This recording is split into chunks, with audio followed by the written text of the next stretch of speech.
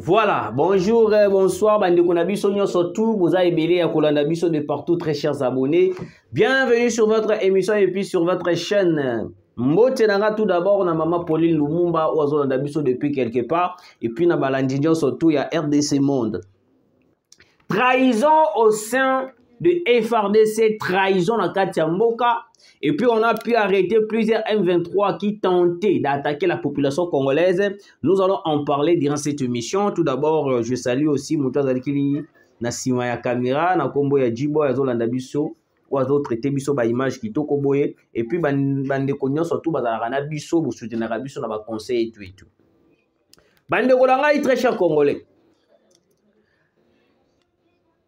FRDC bazana Ouganda.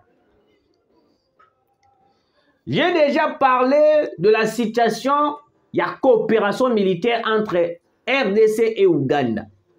J'espère que j'ai fait plusieurs émissions au Wapi. J'avais dit, j'avais parlé, j'avais décortiqué, j'avais donné aussi des avantages et des désavantages. Au Wapi, ils ont visé Biso, à la victime, na iloko tolingito sala.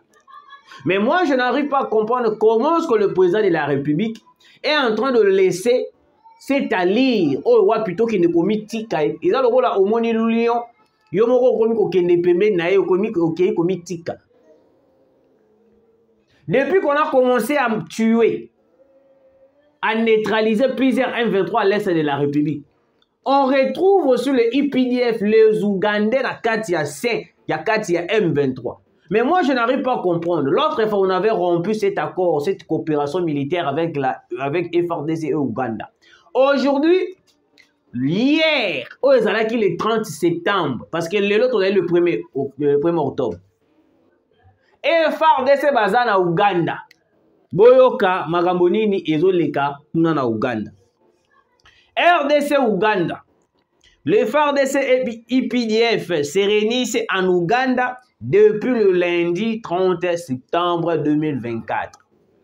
Selon l'armée congolaise, pendant 3 jours, les deux armées vont passer en revue les opérations qu'elles mènent conjointement contre les ADF dans les provinces du Nord Kivu et de l'Ituri. Écoutez, Bande Konangai. Bande Konanga. L'Ouganda n'est pas biso surtout. Yoweri Museveni est le parrain numéro 1 à Paul Kagame. Alors, il est difficile de faire confiance à l'Ouganda. Il y avait une publication, Mouezi, si je ne me trompe pas, un peu compliqué parce que les Rwandais, les Ougandais, ils ont moi, na Yoweri Museveni, à ça qui déclaration sur Twitter, à l'objet que non, il est difficile qu'on puisse rompre notre relation bilatérale, militaire, avec les Rwandais. Pourquoi? Parce que Makila Nanga, ils ont circulé. Dans le cas de Nanga, ils ont pu circuler dans Motomoko, ils ont dirigé Rwanda. Il avait dit ça clairement, sans mâcher des mots. Et puis, tant que les gars, il y a quelques jours, on avait vu les Rwandais accueillis dans Ouganda. Parce que ça dit ma photo, ministre de la Défense rwandaise, Akita Kikuna, ça dit ma photo, va renforcer coopération bilatérale, na coopération militaire. De l'autre côté, Biso, la coopération militaire avec l'Ouganda. En même temps aussi, dans le mois passé, tout le monde qui place au l'Ouganda a poussé qui la limite frontalière entre Yé et Biso. Donc cela veut dire que c'était une manière de provoquer la République démocratique du Congo. Bobeta calcul. Bunagana, il y a la frontière na Ouganda. Ravitaillement M23 et quand à partir à Bunagana, dites-moi un peu. Mindu Kiwana. Et où t'as Rwanda et Kichu et Salibo et Kichu maman à Bunagana. Non, ça passe toujours par Ouganda. Mais si Ouganda réellement il était sincère, il soutenait la République démocratique du Congo. Pourquoi jusqu'à présent il n'arrive pas? Il n'arrive pas. Il y a quoi attaquer même le M23 qui sont à Bunagana. Parce que sur la carte jouée entre le Kagame, Joao Lourenço, Joe Biden et les Occidentaux, Yoweri Museveni en fait partie. Yoweri Museveni passe dans la carte, il y a un plan stratégique pour jouer contre la République démocratique du Congo. Mais quand on fait confiance, quand on donne la confiance à Yoweri Museveni, là c'est une trahison totale, monsieur le président de la République. Passer 3 jours pour revoir l'opération conjointe depuis que l'opération conjointe au babengi na kumbo ya Suja. Ils ont Swahili Suja. Donc il va S-H-U-J-A. Na évite son dans le bien sur Suja, sur Suja, ngape Swahili pe na moins difficulté place. Depuis qu'on a commencé les opérations contre les ADF, na monaka progression te, na monaka avancé te. Mais plus grave encore, pendant que le pays est dans la tension grave, on soupçonne beaucoup de pays complices contre la guerre à l'est de la République démocratique du Congo. Mais au lieu peut-être de prendre des dispositions sincères, des dispositions professionnelles, militaires, pour bloquer l'avancée de l'ennemi, l'avancée de toutes ces personnes-là qui cherchent à tout prix à balkaniser la République démocratique du Congo. Mais on est là en train encore de se jeter tout près de gens qui cherchent à tout prix à balkaniser la République démocratique du Congo. Mais c'est grave. Mais c'est grave, monsieur le président de la République. C'est pour cela que vous voyez que beaucoup de Congolais disent que notre Tshisekedi est complice dans la guerre qui est à l'est de la République démocratique du Congo. Ils disent ça pourquoi? Parce que la population va se fâcher, monsieur le président de la République. On n'a pas besoin de coopérer avec l'Ouganda, ni au moins Angola, Kenya, Centrafrique. Parce que l'autre fois dans la tribune des Nations Unies, tant qui discours naé, tant qu'il na salon de repos, dans salon place maka. Les présidents sud-africains y a qui bandi ko solo là, bandi ko solo là.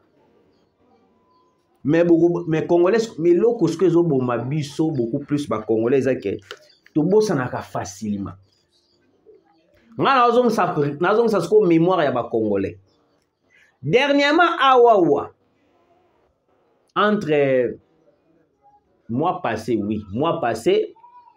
entre na début, il y a mois passé, ou soit na 4 mois passé. Centrafrique, il y avait des miliciens moro bakotaki, bazaba centrafricain, bakotaki ba yepe ba bomi pe population na biso, basali esengele basala bazu ba bimi bakei. Yango le président de la République. Nathan, on devait se comporter comme la Russie. On devait se comporter comme la Chine.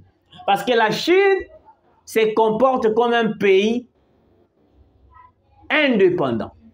Parce que dans la minute où on se comporte, le roi doit payer Moroboye, toujours dépendre de la Mindele, toujours dépendre de la Batukingani, toujours dépendre de la Batukingani. En ce moment, on ne devait jamais collaborer avec l'Ouganda. Quel genre de collaboration qu'il va apporter un plus en République démocratique du Congo avec l'Ouganda? Parce que l'Ouganda lui-même, il soutient les M23. Ils ne veulent pas se faire voir devant le monde entier que non, il n'y a pas apporté un plus de la carte M23 parce qu'il a démasqué. Il y a joué carte, il y a se cacher, jusqu'à ce que Biso Tebana Kukuya. Tooti ko bimisa proposition ya kotamir entre biso na Rwanda. Tangu to bandika ka proposition ya kotamir entre biso na Rwanda. Il est que des jours Uganda yi. Alobi ote RDC ndenge zaboye faut to renforcer coopération na biso otozala ki na yango parce que omoni et puis faut to sécuriser pe ma frontière na biso de peur que mungula ya kokota. Ngala mituni question. Pourquoi Yoweri Museveni a lobby que to renforcer la frontière na biso munguna ko ikokota? Il faisait déjà allusion que non ceux qui te barrière to tongi mir biso na Rwanda. Les M23, Kagame aura la possibilité de venir nous attaquer à travers les frontières de l'Ouganda. Deuxièmement, Yoweri Museveni a lobby que notre de père qui va attaquer biso dans la frontière na biso. Déjà frontière il y a biso na buna plutôt Bunagana na Uganda ils ont déjà prise. Parce que boye bisangai. Oui. Parce que boye bisangai. Déjà Bunagana na Uganda déjà ils ont déjà menacé. Parce que to sécuriser Suni. Dites-nous que vous devez attaquer, pas de sécuriser. Parce que dans la minute où on doit sécuriser la frontière, on ne fait rien. On ne fait rien du tout. Parce que beaucoup de frontières, il y a République démocratique du Congo, ils ont menacé. Beaucoup de gens qui sont dans la frontière, il y a des DG, mais on a Bato Kabila. Bato Kabila, surtout beaucoup plus de frontières, il y a Biso na Angola. Passoire. Passoire. Frontière moko au sécurité za la raté. Il suffit. Aujourd'hui 5 $ au PESI, basu ba lekisio. Aujourd'hui $10 au PESI, basu ba lekisio. Plus grave encore na Goma, ta degré mboka ekomi na niveau. Ba PESI mutu 5 $ ake ko boma mutu. Journaliste ba bomi na Goma na betan ba kangi bato ba bomaki. Ba auditionner bango ba lobi que noté ba PESI ngai 5 $ pour na ko boma. Ta degré. Donc aujourd'hui les pays est trahi par des généraux complices, par des gens qui cherchent à tout prix. Il y a vraiment pour balkaniser la République démocratique du Congo. Christian Chiwewe, on devait faire le recyclage. Monsieur le président de la République, le général Christian Chiwewe a pesé. Parce que moi, je n'arrive pas à comprendre. On est en train d'acheter des armes, mais on ne l'utilise pas. Je ne sais pas ce qui te sont bien peut-être tout ça na misé pour toi ma photo. Je n'arrive pas à comprendre. En ce moment, on devait attaquer, on ne devait pas observer. L'observation, c'est ça qui pousse les M23 de venir occuper encore une fois de plus les localités de la République démocratique du Congo. On devait attaquer. Les Rwandais, c'est un petit pays là de mer. Rwanda est un petit un pays qui est. Oh, wapi, et cause de la des communes n'habitent au Rwanda. Mais je n'arrive pas à comprendre comment est-ce que le Rwanda met à genoux la République démocratique du Congo. Monsieur le président de la République, une coopération avec l'Ouganda va nous clouer une fois de plus. L'infiltration au sein de la République démocratique du Congo dépend aussi de la manière qu'on prend des décisions vis-à-vis de pays voisins. Oui. Parce que l'autre fois, on a pu arrêter des Pakistanais dans ma carte de nationalité rwandaise. Moi, je me suis posé la question, Batowana, Bazu, ma carte à Rwanda, Ndengeni. Voyez-vous un peu comment est-ce que l'infiltration est commise dans le cannabis? Alors, c'est une trahison totale de collaborer avec l'Ouganda. Parce que l'Ouganda n'a jamais été sincère avec la République démocratique du Congo. Bande Kolanga, urgent. 3 éléments M23 RDF de la faction Red Tabara qui combattent aux côtés du M23 viennent d'être arrêtés et neutralisés à Bambo, à Rutshuru, par le Wazalendo CMC FDP. L'un des portait une tenue de l'armée burundaise. La patrie ou la mort, nous vaincrons. Boyoka, pourquoi Moko na bango alataki teni ya Burundi? Ils ont complot. Ils ont un complot, bobanga na binoté, ils ont complot moko bien établi, bien élaboré par les Occidentaux, par Paul Kagame. Moko na bango alataki teni ya Burundi, teni militaire burundaise. Pourquoi alataki teni militaire burundaise? Le monde entier, tozina nous, bato ba ko menacer biso, Kagame, Lorenzo, Museveni, William Ruto, ba Cyril Ramaphosa bango nyonso tout. Bato baza complice na makambo ezala est de la République. Ba ebi très bien que non. Ndashimie, le président du Burundi, est sincère envers Tshisekedi. toutes les décisions que la RDC a zouaka contre le Rwanda, contre Batouala Nyonsotou, Burundi aussi, Ndashimiye, azalaka d'accord na Tshisekedi. Et puis, avant que le président de la République ait une décision contre Kagame, ça la rappelle Ndashimiye, Bavandi, Basololi. Qu'est-ce que nous devons faire? Toninga ngina sala mutu ana boy. Na ngina sala yebu, ngina sala yo monine. Ah, te so to mimi ngo boy kozala. Parce que vu que Kagame aza malin. Kagame azana eloko moko ya mabe. Ebele ba yebite. Red Tabara. Ezali milice moko o bazo menacer mingi Burundi. Hein? Mais ebite soki boko comprendre. Et là, on a une relation entre Burundi et Rwanda. Tout d'abord, il y a la première chose, il y a une relation entre Burundi et Rwanda. Il y a un bombardement d'avion. Il y a le président de Burundi. Oh, puis Abiyarimana. Il était tué dans le bombardement. Rando Ekotawan. Deuxième chose. Kagame a financé un groupe ya miliciens moko boye na kombo ya Red Tabara ba menasaka Burundi na ndenge moko kosakana te. Yango moni Ndashimiye atikala jamais kozala même moral na Paul Kagame.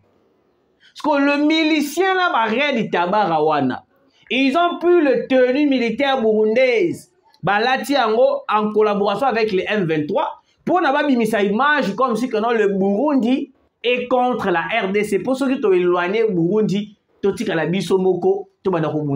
tout le pays, tous les pays là, tous les pays voisins qui nous entourent. Ils ont un complot élaboré par Paul Kagame, des intellectuels qui ont élaboré ce genre de complot. Parce que ceux qui ont quoi na moko na bango, to monika ke na lati tenir Burundi to ko suspecter. Ndenge moko pe to mona ba tenir militaire, ya ba militaire kenyan, KADF, ba militaire kenyan. Il combattait aux côtés de M23. Parce que c'est la même stratégie aussi bah jouer bah là ici bah M23 bah tenir burundaise pour salir l'image du Burundi et que mon Konzamboka a la confiance envers Ndashimiye et Kosimbate parce que bah ebi Ndashimiye azo bundisa Paul Kagame makasi. Ouais. Ils ont été arrêtés wapina bambo na Ruchuru bande konanga. Yango oboni les Wazalendo sont combattus même par la communauté internationale. Parce que grâce aux Wazalendo, nous pouvons récupérer plusieurs territoires.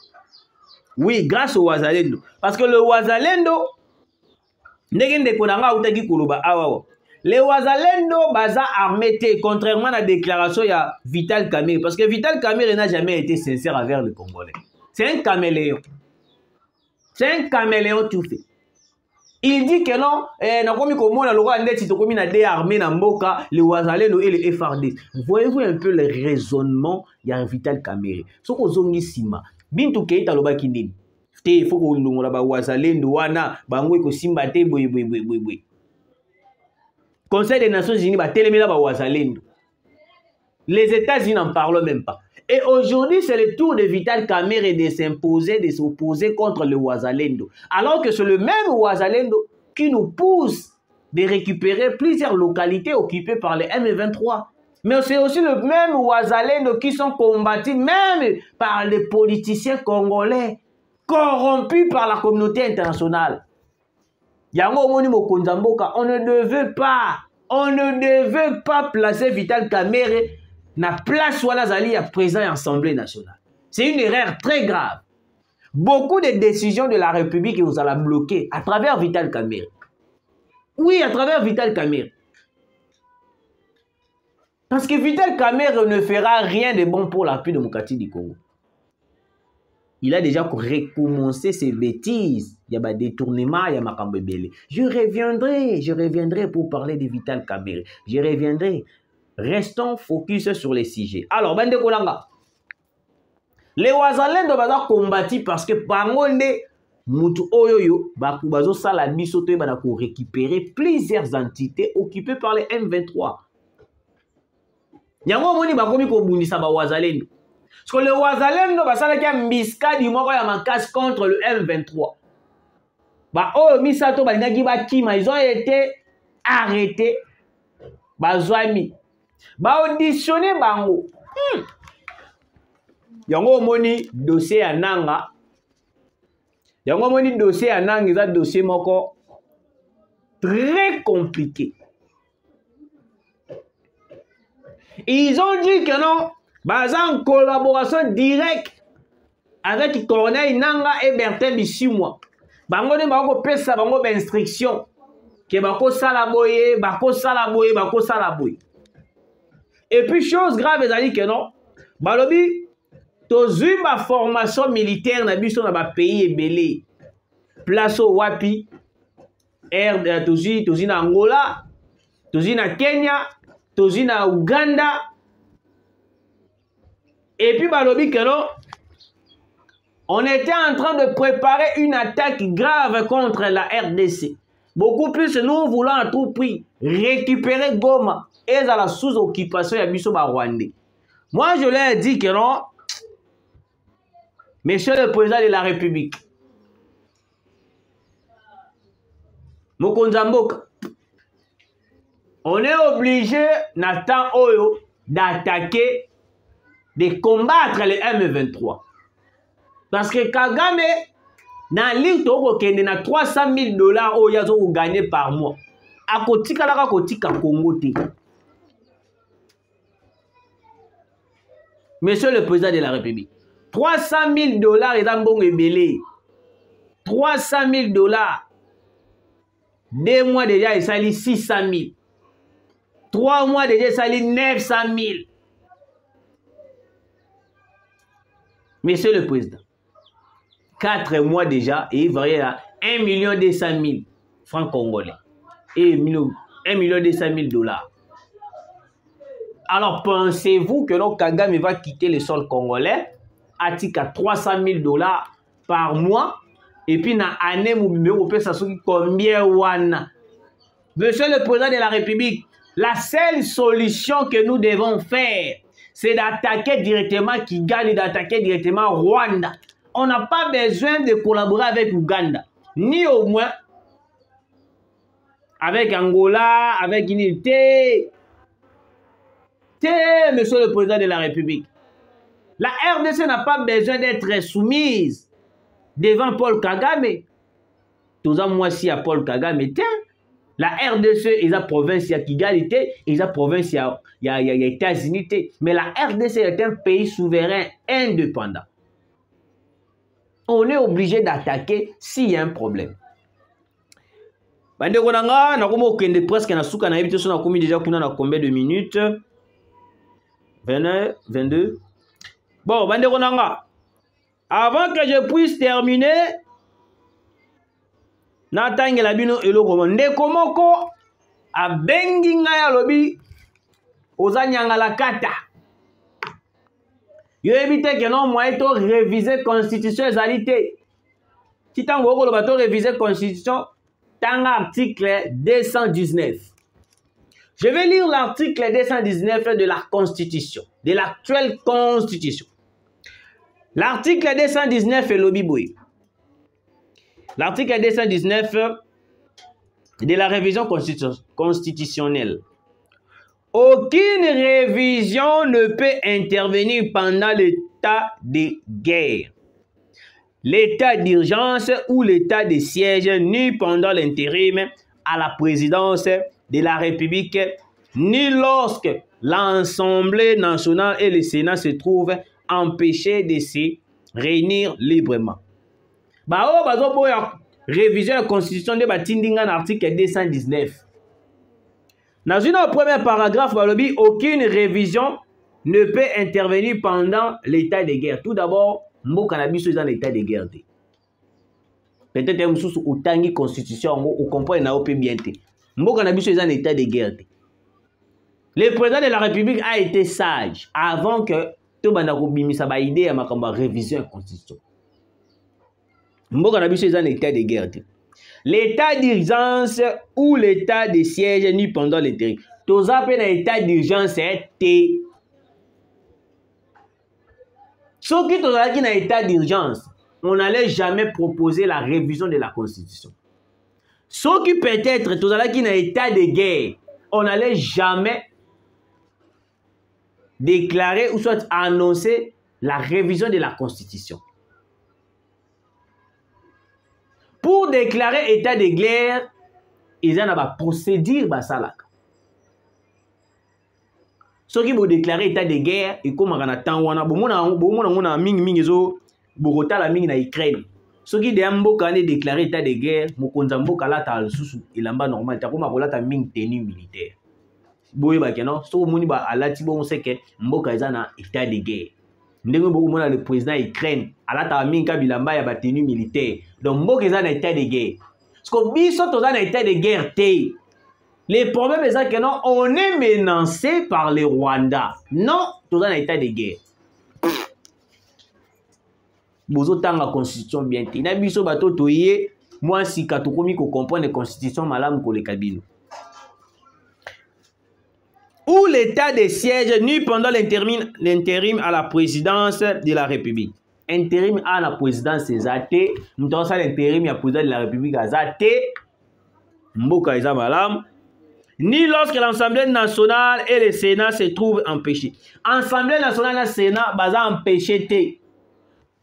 Le président du Sénat, Nani Samalukonde, Alobaki, il est d'accord de réviser la Constitution. C'est comme Bino Bobo ya point. Bino Bobo ya point ni. Parce que le président de l'Assemblée et le président du Sénat, il est favorable à la révision de la Constitution. Parce que dans l'article 219, balobi que non, ceux qui bazali empêchés. Donc, Assemblée nationale, Sénat, ceux qui bazali empêchés, il n'y a pas moyen de réviser la Constitution. Mais le Sénat s'est dit d'accord de réviser. L'Assemblée nationale, côté Vital Kamerhe, il y a évité parce qu'il y a un sous-super dans la tantôt plutôt. C'est pour cela, moi, je doute fort de la confiance de M. Vital Kamerhe. Il peut empêcher d'autres trucs. Il y a encore le papier qui est d'accord, je suis empêché. Mais le Sénat s'est déjà prononcé depuis le début qu'il est d'accord de réviser la Constitution. Alors ceux qui ont l'Assemblée nationale, alors qui sont d'accord, ça veut dire que non, nous allons réviser la Constitution bakabiliste.